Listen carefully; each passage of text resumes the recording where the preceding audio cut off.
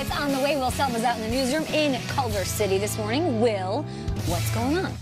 Hey, what's going on there, Kay and guys? Happy Tuesday to you. And we know the following story will be met with, see, I told you, Lamar Jackson can't stay healthy running all the time takes.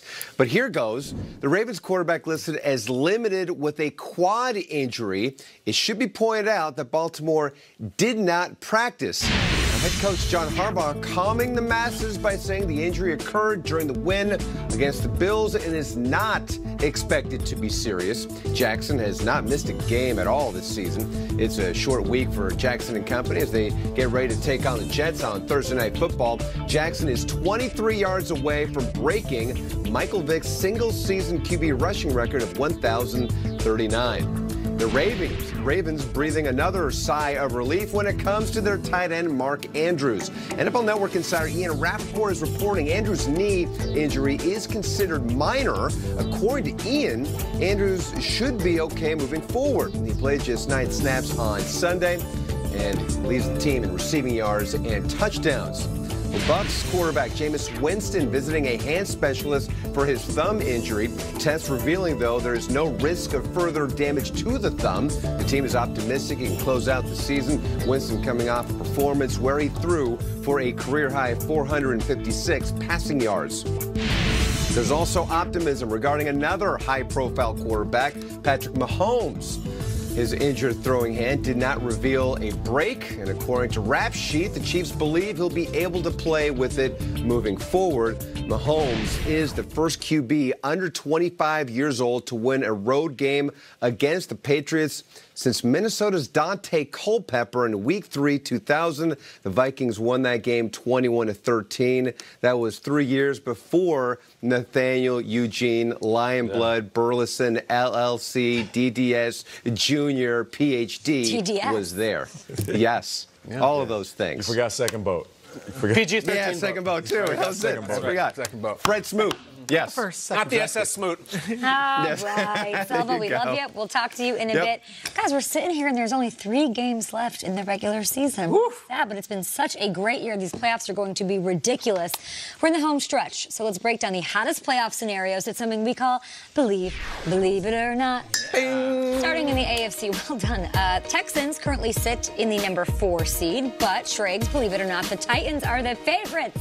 Your favorites to win the South. I can't say yes, Kay. I can't say yes because they play twice in the final 3 weeks. The Texans are the defending division champions. They can still right the ship here, and I still believe in Deshaun Watson. Yeah. As great as Tannehill and the Titans have played, and as bad as that loss was against the Broncos, Deshaun Watson's got 2 chances here, this week and Week 17 against the Tennessee Titans, to right this thing. And I've seen too many big wins from this Houston team, whether it be the win against New England on a Sunday night, or whether it be the work that they did against the Chiefs. I still think the Houston Texans have what it takes and have the guys in there to thwart the Titans, despite the Titans being red hot. See him against Denver. I know. Yeah, I know. tough. I also saw him against the Patriots. I know. I think the favorites will be Houston. They have a more famous superstar quarterback. Maybe they've been there a little more. They also have a slightly easier schedule. You know, you play the Texans and Titans play twice. Houston gets the Bucs, where the Titans get the Saints, which is very tough. This whole thing hedges to me on Derrick Henry's health. There's a whole thing where he was banged up last week. He says, quote, "Ain't no quitting in me." If Derrick Henry is not Derrick Henry, I don't think they can do it. As good as Tannehill has been, this has been the superstar. So track it very closely. All the Rappaports and Peloceros of the world, those 2 guys really hold the key to the AFC South, if you ask me. He tried coming back in that game, and Arthur Smith, the offensive coordinator, was like, no, you're done. That's not good. I don't like it. But maybe that was because they were killing the Raiders. I don't know. 22 is the whole key for it. If he's healthy, then the Titans win. Yeah, Tom Schrags. Pelissero has the key. That's it. He's the guy. And his beautiful daughter. She's a very talented girl. Great hair. You mentioned Houston, Schrags, and that's funny because in Week 14, the Titans put up 522 yards, and that was the most since the Houston Oilers back in '91. Oh, I love the Oilers. I'm going to say it's the Titans. You said that I've seen the Texans have these big wins and even bigger letdowns. And that's the unfortunate thing. As much as we love Deshaun Watson and that offense, if Will Fuller isn't on the field, it's going to change how I look at this offense. It's going to change the way defenses play against this offense. And on top of that, the Titans aren't the old Titans where it's like, oh, they're going to put up 17 points. I totally agree. They're probably going to beat you. Well, they're on a 4-game win streak, and they're putting up 38 points a game. I agree. Doesn't that seem odd for They have moxie. the Ryan Tannehill-led Titans? Not only is Derrick Henry, if healthy, can run the ball as good as any running back, but they're throwing the ball as good as any team in the business. I know. So I'm going to go with the Titans, man. They're very opportunistic. And if the Texans go out there and play around and they fumble a ball or some aired balls go through that secondary for the Titans will make them pay. If I'm a Texans fan watching this right now, Schrager, I am annoyed AF. Because, really? Yeah, Are you? You're the Texans. This is not a question who's the better team, who's going to win the division. In a year that Andrew Luck retires, you have DeAndre Hopkins, you've drafted your franchise quarterback. The only real injury you have is J.J. Watt. You're not the favorite. It's a crazy thing that's gone on lately. I wouldn't be happy because for me, the expectation for the Texans was to win the division. I feel like the Titans have a nice, cool underdog story going for that's impossible not to root for. But I don't think this should have been the conversation. It's not the one that we thought we'd be having going into this season. Well, that's changed in a week. Yeah. It's a rough game they had on Sunday. If I'm the Titan, there's your AF. If you're a Titans fan, you're thinking, I watched Nick Foles go on some crazy run a couple years ago. I mean, why can't Tannehill big rise? And I think the Titans went from rebuilding to being reborn. Like, to your point, like, it was like, oh, it's a cool story. We're trying to figure it out to let's close this out because we're one of the better teams in the division. The Titans are playing like one of the best teams in football. Tannehill's the second best fantasy quarterback since taking over. The first best is Lamar Jackson. Yeah. He's awesome. Okay, let's go back to week 17 of last year. Remember where you were, what you were feeling, how cold it was. The Vikings were in a win-and-in scenario against the Bears and infamously lost by 2 touchdowns, allowing the Eagles to grab a playoff berth with a win. So, Kyle, this season the Vikings are sitting in that number 6 seed spot, a game up on the Rams as we enter the final 3 games of the regular season. Believe it or not, unlike last year, they will not fold down the stretch. Make your case. I think they will not fold down the stretch. It's